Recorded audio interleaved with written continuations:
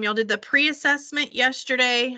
Just a quick reminder, if you did not finish the pre-assessment, it would fall on to be due on Friday since it was assigned on Wednesday.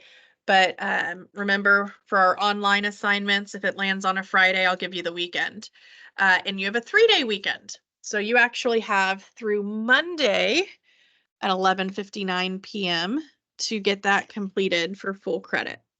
So Unit 10 is all about exponential functions. We're starting today with graphing them. This warm-up is evaluating exponentials. So remember, when you're evaluating, we're going to be inputting a number in place of x. So they define the function, f of x is 2 to the power of x, and then they ask you to evaluate f of 4. So that means we're plugging in a 4 in place of x. So we want to evaluate 2 to the power of 4. Remember, raising something to an exponent means you're multiplying that base value by itself that many times. So 2 to the 4th power comes out to 16. Now, what this means, make sure you understand what evaluating means. Anytime you're evaluating a function, that means that that input gave you this output. So we input a 4, we got an output of 16, which means there is a point on the function at 416. If I were to graph this equation, there would be the point 416 on the graph. Good? All right, you should have done the same thing with number 2. They ask us to evaluate g of 3. So we are inputting a 3 for x. Now in this one, you had to make sure you had the correct order of operation. What is your order of operations again?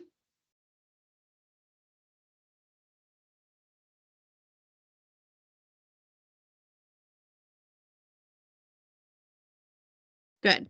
The multiplication, division, they're equal, they're even. You can do multiplication and division. You just go left to right. Same thing with addition and subtraction, okay? But definitely exponents comes before the multiplication division step. Okay, so we have to take care of that exponent first. So 3 cubed, 3 times 3 times 3 is 27. And then we multiply 2 times 27 and get 54. So g of 3 equals 54, meaning if I input a 3, I get an output of 54, meaning if I were graphing this, there would be a point at 354. That's your x, that's your y. Everybody feel okay about that? Okay. Now, the basic exponential functions. There's not a true parent function per se because the base value can vary. You can have different base values in an exponential. What makes a function exponential is that x, the variable x, is in the exponent. Okay, now what is being raised to the power of x, that's called the base, and that's what I'm saying can vary, that b value. So y equals b to the power of x is just your general form where b is greater than 0, that means positive, and it cannot equal 1. Anybody know why b can't be 1?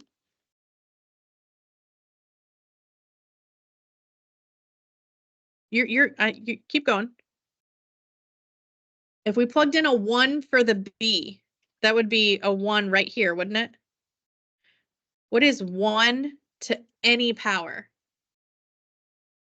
It would still just be 1, wouldn't it? 1 squared, 1 cubed, 1 to the 4th, 1 to the millionth. It's still just 1. So that wouldn't actually be an exponential function. It would just be a horizontal line at 1. That's why your base can't be 1. It has to be a positive number other than 1. Good? Now, the most frequently used base values that you are going to see and work with are 2, 10, and e. Okay, so the most basic base 2 exponential is just 2 to the power of x. Most basic base 10 is 10 to the power of x. and the most basic base e is e to the power of x. Okay, none of these have had any transformations taken place. You can think of these as like the parent function. What you're starting with is just the base to the power of x. Now, we are going to deal more with different bases in the next unit as well. Unit 11 is logarithms, which is the inverse of exponential. I know we talked about the parent functions back in unit 1, think it was maybe unit 2, but back at the beginning of the year, we mentioned exponentials and logarithms and how they were inverses, but we're going to delve deeper into that, and you'll see as we do transformations with them and everything. But base 10 and base e are also the most frequently used log bases that we're going to deal with. So when you are talking about base 10 and base E, those do have some special names. I'm just going to put here to the side. 10 is called your common base. So if you ever hear, say, use the common base, or it's a common base, it's an exponential with a common base. That's talking about a base 10, or a common log, or a common base of your log. That would be a base 10. Same thing with E, except it is called a natural base.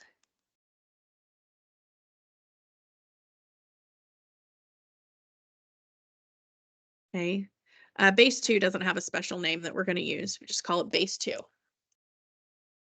Now let's look at the graph of those three.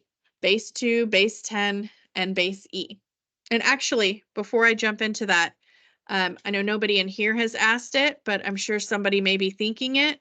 Why are we using a letter as a base? E, when it's written like this, as the lowercase italicized e, that is actually a number. It represents a number, just like the Greek letter pi represents a number. What does pi represent? And it goes on, but approximately 3.14. Okay. If you did not know that E was a number, you can always come in your calculator and you can see if I put in this E, it tells me exactly what number that is. Okay. So it's approximately 2.718. Okay. But that's what E is. E is not actually just it's not a variable like X and Y. It is a number like pi. Everybody good with that? Okay.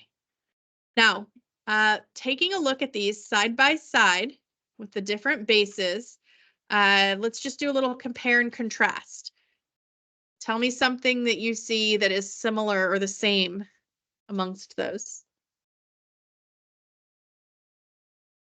So all three are increasing left to right. So they all start from, if you go left to right and trace them, they're all increasing. They're all going up. Good. What else? Good. So as they're increasing, they cross the y-axis. Let's see, this first one's y-intercept is here. And that is at the point 0, 1. Okay, and then if we look here, that also crosses at 0, 1.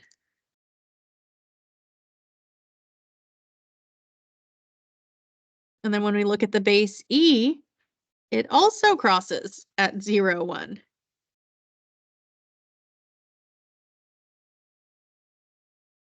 Very good. Does anybody think they know why they all have the same y-intercept?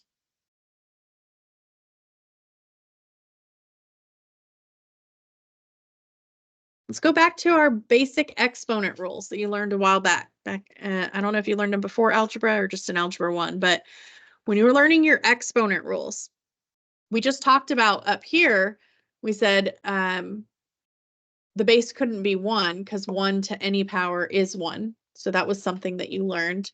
Okay. What about if I input a 0 as a power? Because y-intercepts happen when x is 0, right? The definition of a y-intercept, your x is 0. You haven't gone left or right any. So if I go to plug in a 0 for my exponent, I get 2 to the power of 0, 10 to the power of 0, e to the power of 0. you'll use your calculator and verify this, but what the exponent rule is that anything to the power of 0 is 1. Anything to the power of 0 is 1. If that's something that you want to jot down, any base to the power of 0 is going to equal 1. Okay, so you just need to remember that. That's why all of the y-intercepts, no matter the base, are at 0, 1.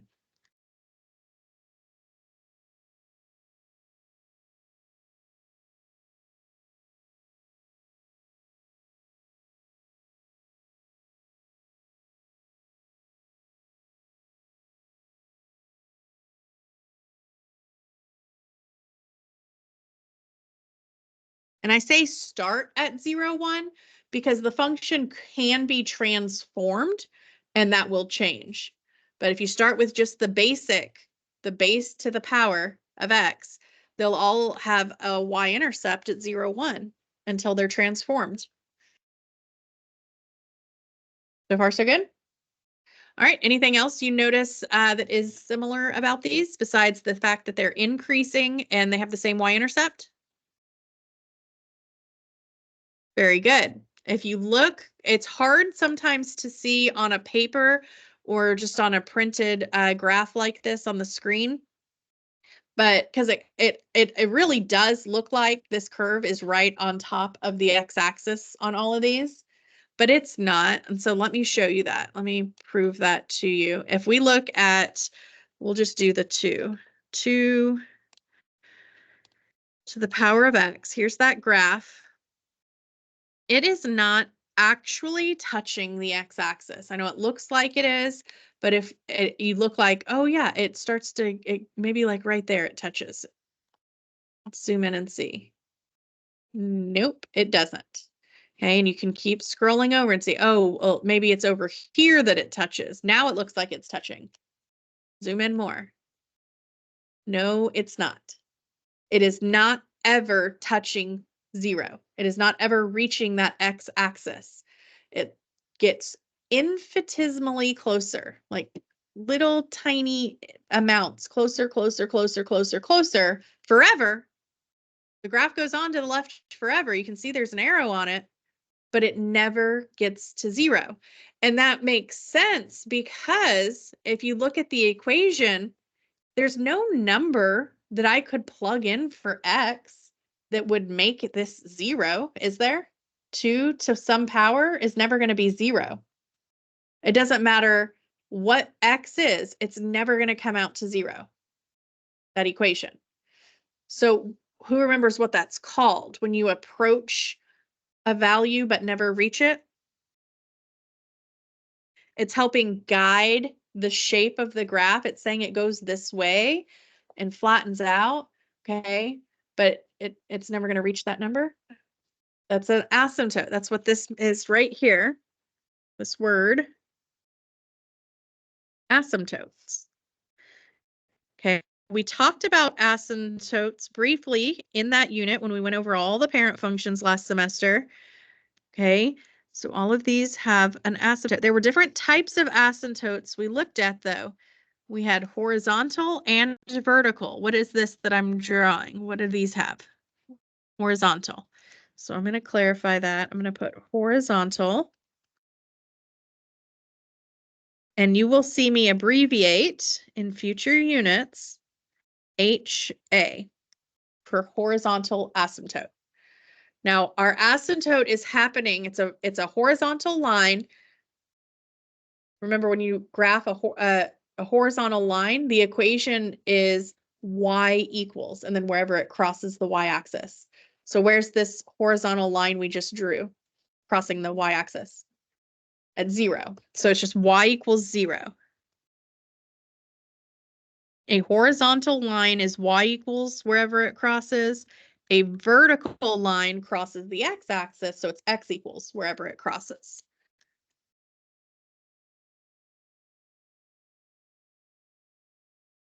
Does the fact that it has a horizontal asymptote, does this tell us something about the x-intercept? There is none. There's no x-intercept. So down here where it asked for intercepts, we wrote the y. I'm just going to put that there's no x-intercept. The graph will never be on the x-axis.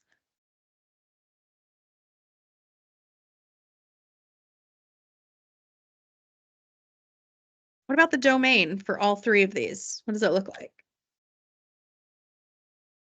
How far left does this graph go?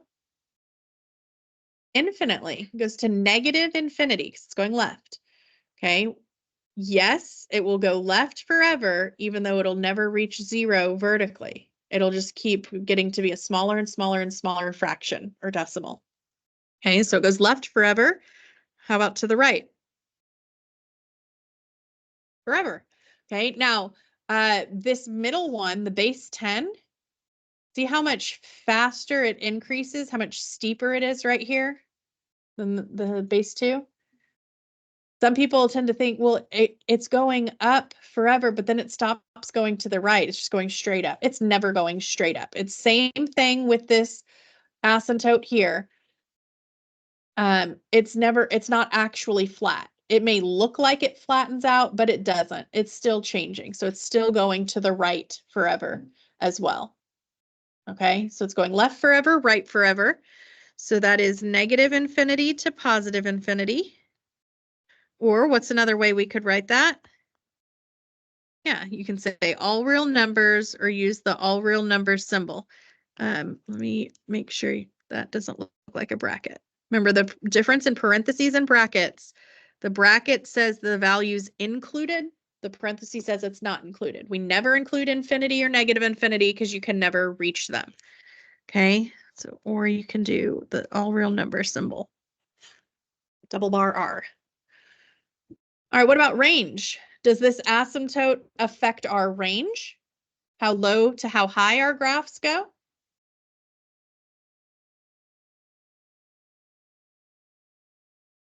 Yeah, because it's not going to reach zero. It's never going to be negative, is it? Okay, so what's our range?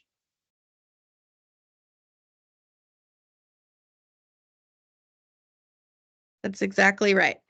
A 0 with a parenthesis because it never actually reaches 0. So 0 is not included. So we would say 0 to infinity. Okay, what's another way we could write that?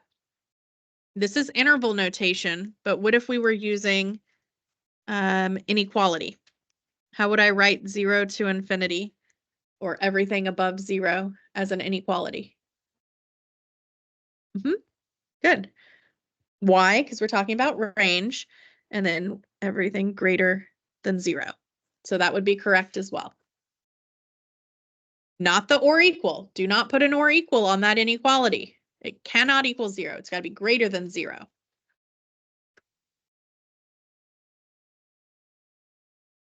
All right, so y'all told me a lot of things that these had in common. Starting out with no transformations, they all have the same horizontal asymptote, the same intercepts, the same domain, and the same range, but they're not exactly the same graph, are they? What does it look like the base affects? Having a different base affects what?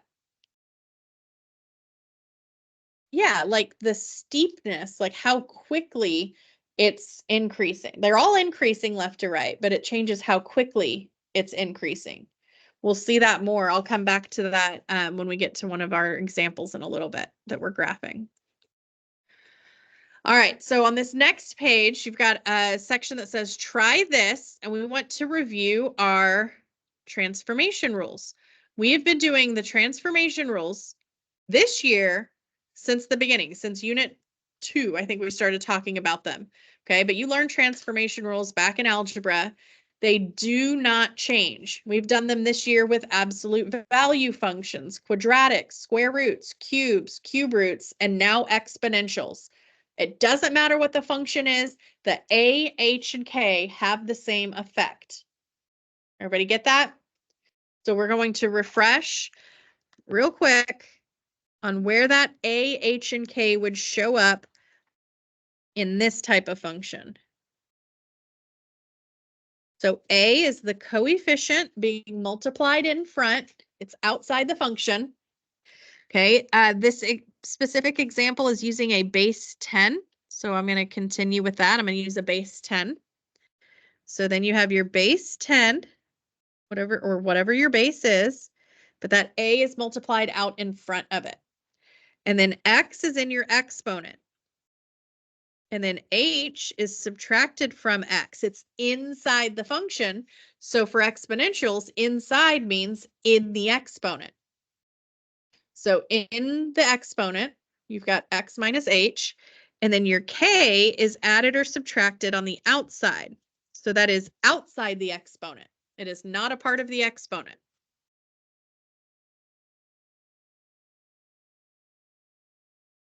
So quick refresher here.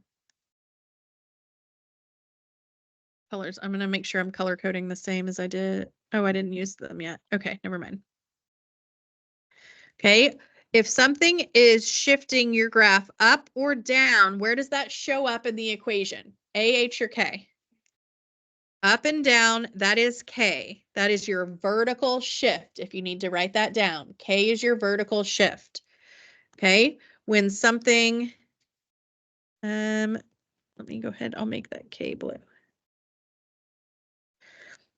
When something is shifting your graph right or left, that's your H. Very good. The left or right movement, your horizontal shift comes from H in the exponent. All right, and then your vertical stretch or compression comes from what? Your A value. That's the coefficient multiplied out front on the outside. So it's outside the exponent.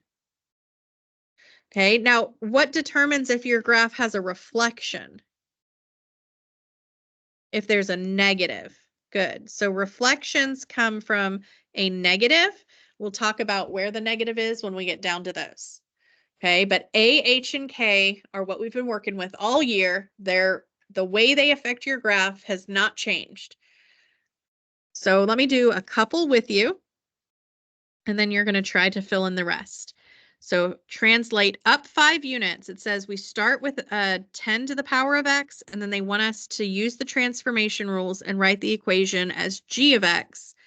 So this would be g of x is 10 to the power of x, and then up 5 would mean on the outside there's a plus 5 because my k was 5.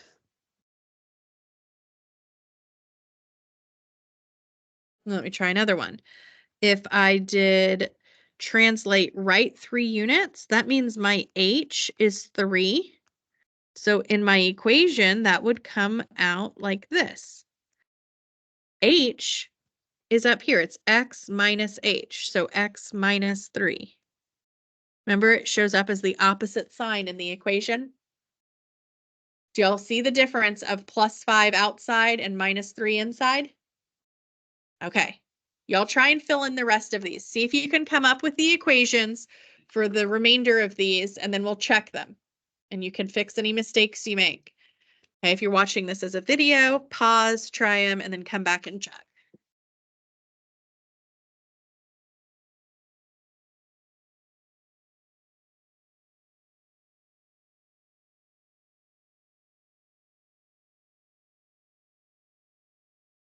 Yes?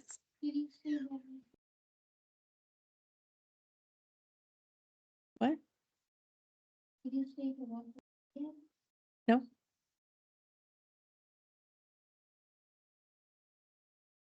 I'm recording a video right now, and I was talking to the people if they are watching it as a video.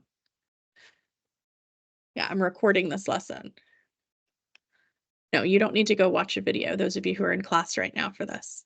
This video will be posted if you need to go back and review it later.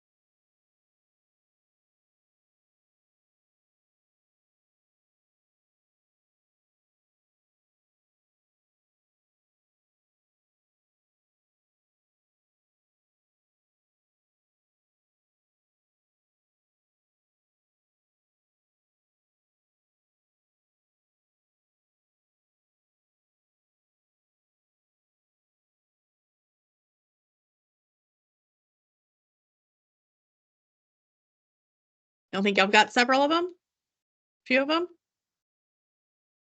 All right, I'm going to go ahead and unfreeze the screen up there for y'all to check yours, and I'll kind of talk you through them.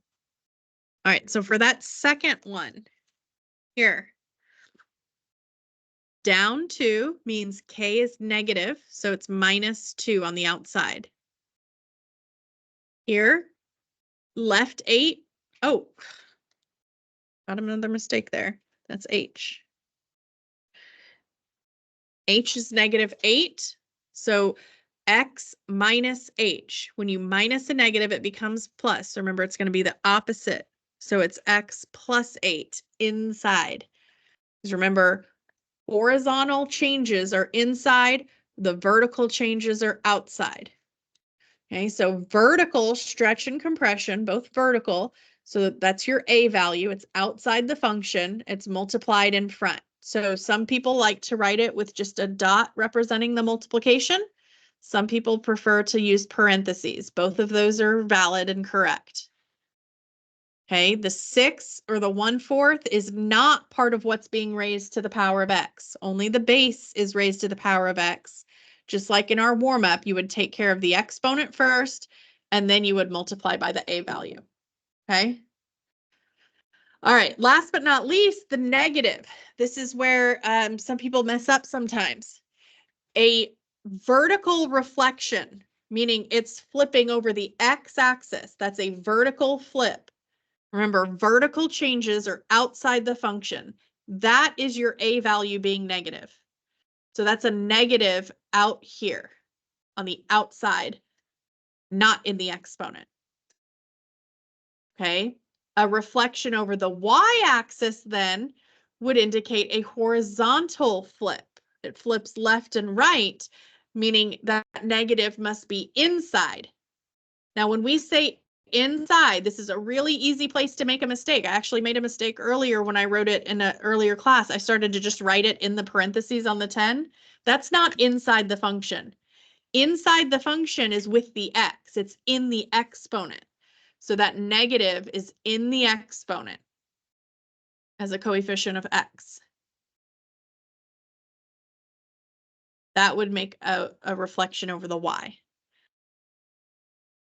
We haven't dealt with that much with our other functions, and we're not going to deal with it much on these either. But I want you to know, if there is a negative inside the function instead of outside the function, it changes the direction of the reflection. It makes it horizontal reflect instead of a vertical reflect. Good? All right, let's try and graph one, describe the transformations, and give the key features. All right, so our equation, it says it started out, f of x was 2 to the power of x. So we're dealing with a base 2. Okay, and it was transformed to 2 to the power of x plus 3 minus 6. So let's describe that first. Okay, so what does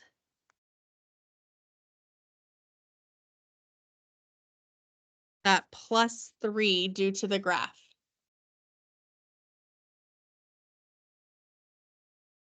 Good, it's a horizontal shift. I'm gonna switch my colors. I was making sure I was color coding the right colors. Yeah.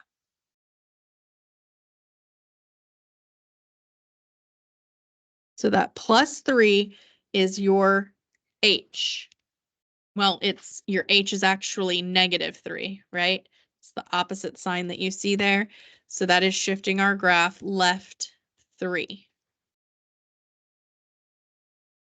The -6 is on the outside of the function.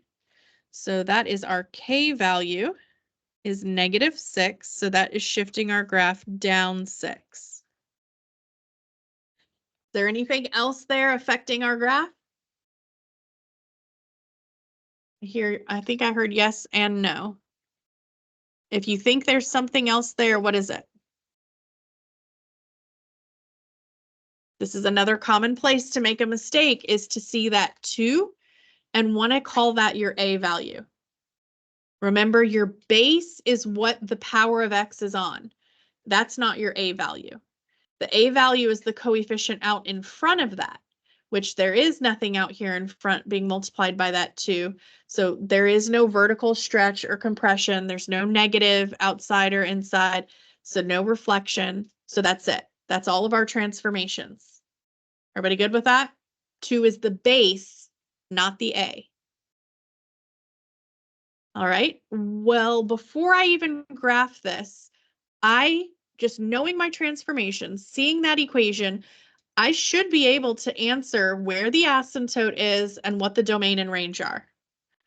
Okay, first of all, domain. What is the domain? What did I say about domain? I said it doesn't matter what transformation takes place. What's always the domain? All real numbers. It doesn't matter if it's shifted left, right, up, down, reflected, stretched, compressed. It's going left and right forever. Exponential functions. Domain is all real numbers. And this is an exponential function. Now the range can change. The range, bless you, will change based on if the asymptote moves or if the graph is reflected. Okay, was this asymptote shifted? Did this graph, remember the asymptote will shift when the graph goes up or down. The asymptote goes with it. So what happened here? It went down 6. So where will our asymptote be?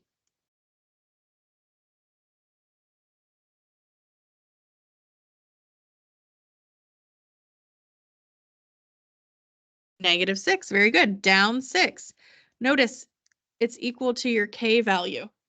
Your asymptote will always be y equals whatever k is, because k is your vertical shift. So that tells you it's either up or down. It's either positive or negative, whatever that number is. That's where the asymptote now is. So I'm going to go ahead and put that on my graph, actually. I like to graph my asymptote as a dashed line. Your asymptote is not a part of the function. It is something that helps guide the curve of the function, but it's not actually a part of the function. All right, now thinking about this is where the asymptote is. Was this graph reflected?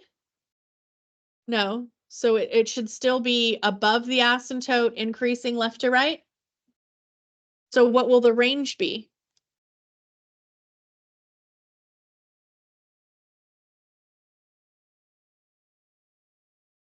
Good. Y is everything greater than -6, or what would that be in interval notation?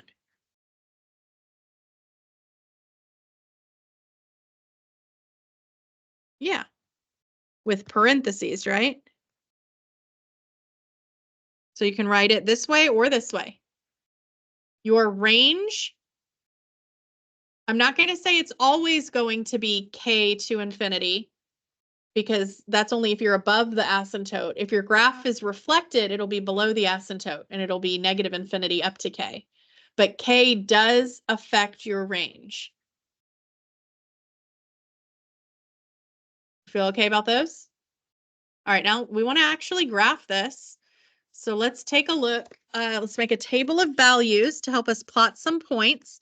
Now, when I look at this, I can, and you can, plug these numbers into the equation, do a little plug and chug, input a 0. If I input a 0, 0 plus 3 is 3.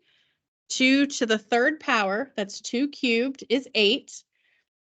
And then -6. 8 minus 6 is 2. So I've got a point at 0, 2. So I could do that for all of these. I could go through. That would take a while. We can use Desmos. You can do by hand to get some points, but you don't have to. Actually,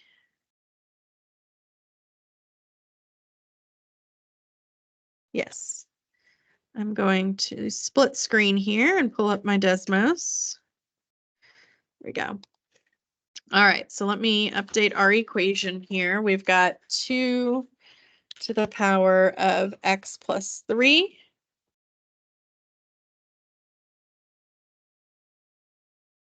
and then minus 6 on the outside. So there's my function. I already know there's an asymptote. We said it's at y equals -6. So I'm going to put that in as a red dashed line just as a visual for myself. So I like to see that. Okay, so here's my graph. We already plotted that point at 0, 2, right? Okay, so your options are you can go through and like anywhere you click on anywhere here, it's going to tell you what the coordinates are. But if you want to try and do it this way and try and find integer points like that, okay, so -2, -4. Got another one. You can do it that way. That's kind of time consuming though, like scrolling till you find points that you're able to plot. Okay, so the easier way to do that, to get your points to make a table, is to let the calculator make the table for you. So you literally just go to add, table. Now, I'm going to highlight my equation. I'm going to copy it, Control C, and then I'm going to replace my y, my output, with my equation. Now, the x was x1, so I do need to just click on next to the x and put a 1 so that it'll work. Okay, so now I'm going to fill this in to match what's on my notes. So -6, enter. -5, enter. Once you start entering a couple numbers, it'll start predicting what you want, and all you have to do is hit enter. Right? So now I've got a table. So let me go ahead and fill in those values. That's -5.875.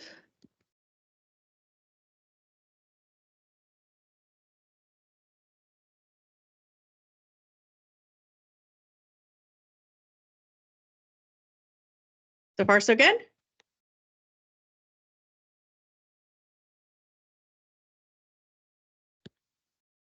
Some of you may notice a pattern in the change in y.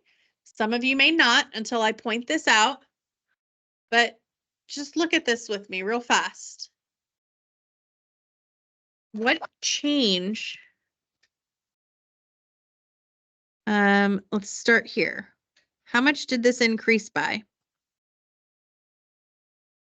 How much did this increase by? How much did this increase by? 4. Okay, and then we don't have the next one on here. I'll add it when it was 1, and then was it 6? 1, 6? No, 110. So what does that increase by? Do you see a pattern here? 1, 2, 4, 8. It's doubling what it's increasing by every time, times 2. If you were to go backward from -5 to -5.5, okay, that's down half. And then from 0.5 to 0.75, that's down a quarter. That's down an eighth. See, it just keeps going backward. It's cutting in half. Going forward, it's doubling. The reason that is the pattern for this one is because of your base. That's what your base affects. It's a base 2, so that's why it keeps increasing by double each time, because it's times 2, times 2, times 2, times 2, times 2.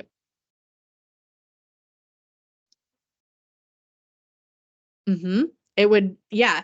So you can see if we did that with a 10, yeah, it would increase a lot faster, wouldn't it?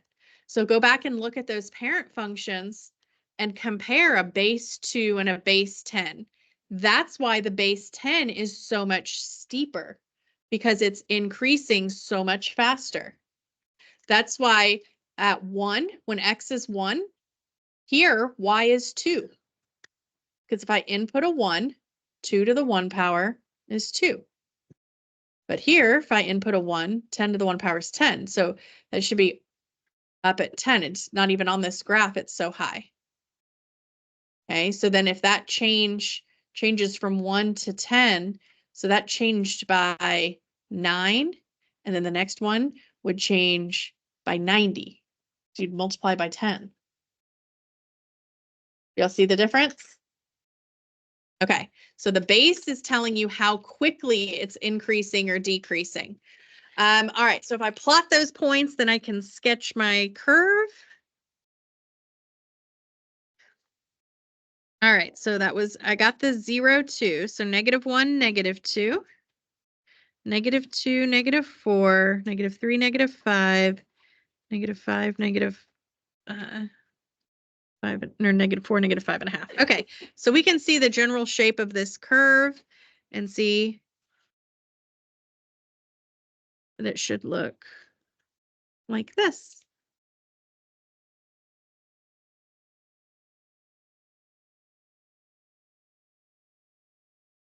It should go through that point there if we want to extend it, actually.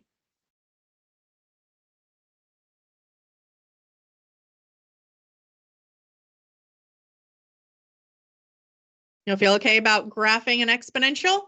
Use Desmos to make yourself a table and then plot the points. And you can see as our points go to the left, it keeps getting halfway closer to that asymptote. Halfway, halfway, halfway, because it's a base 2. And as we go to the right, it keeps doubling that vertical distance. That was a distance of 1. Now that's a distance of 2. That's a distance of 4. That's a distance of 8. Okay. All right, we will pick up there tomorrow. If you didn't finish that pre-assessment, make sure you get that taken care of. You don't want to have to worry about it this weekend.